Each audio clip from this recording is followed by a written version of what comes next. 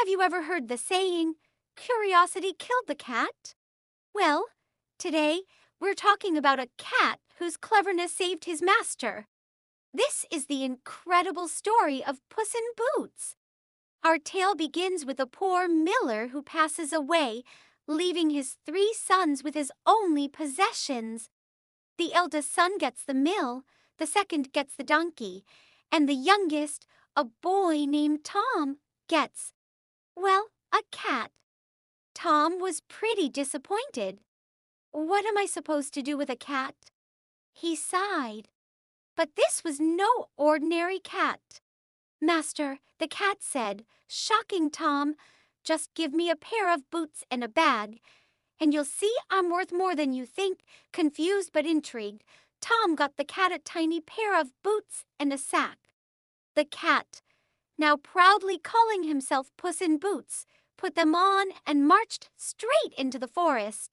He cleverly caught a plump rabbit, put it in his bag, and went to the king's palace. A gift for his majesty from my master, the Marquis of Carabas, Puss announced with a bow. The king, who loved rabbits, was delighted. Puss continued this for weeks, bringing the king fine game and always mentioning the mysterious and wealthy Marquis of Carabas. The king grew more and more curious about this generous nobleman. One day, Puss learned that the king and his beautiful daughter, the princess, would be riding their carriage along the river. Master, quick! Puss exclaimed.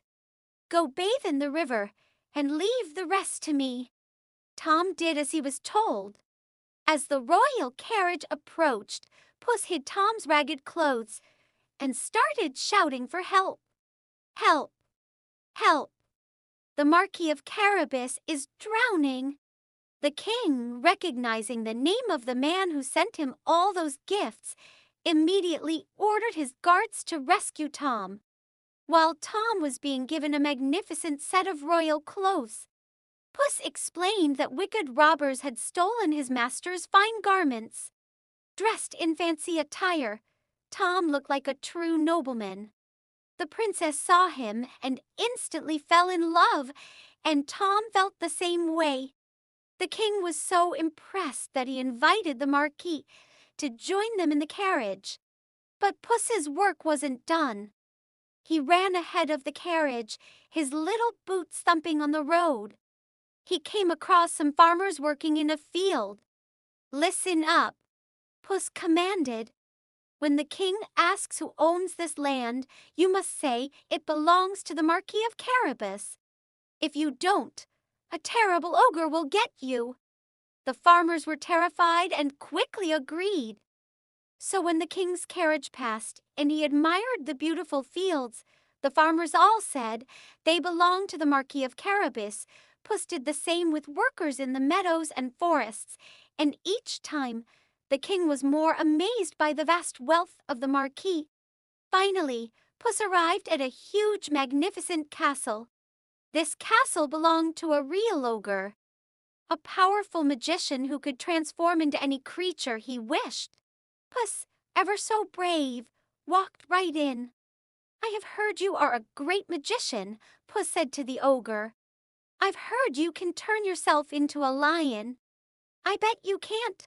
The ogre, eager to show off, roared and immediately transformed into a ferocious lion. Puss, pretending to be terrified, scrambled up the curtains. Amazing! He cried once the ogre turned back. But I bet turning into something small, like a mouse, is impossible for you. The ogre, his pride wounded, scoffed. Impossible?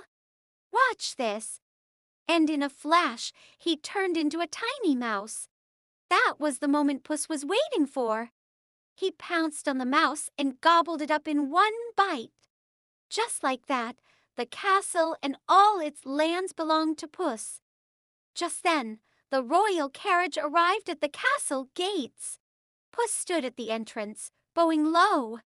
Welcome, Your Majesty, to the castle of the Marquis of Carabas. The king was speechless. He had never seen such a magnificent estate. Seeing how rich and charming Tom was, and how much his daughter loved him, the king gave his blessing.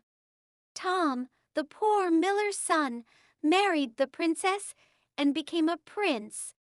And as for Puss in Boots, he hung up his boots and lived the rest of his days as a great lord, chasing mice only for his own amusement. So, a clever mind and a bit of courage can truly change your destiny. What a cat! Thanks for watching our story today. If you enjoyed it, don't forget to like, subscribe, and hit that notification bell for more amazing tales. See you next time.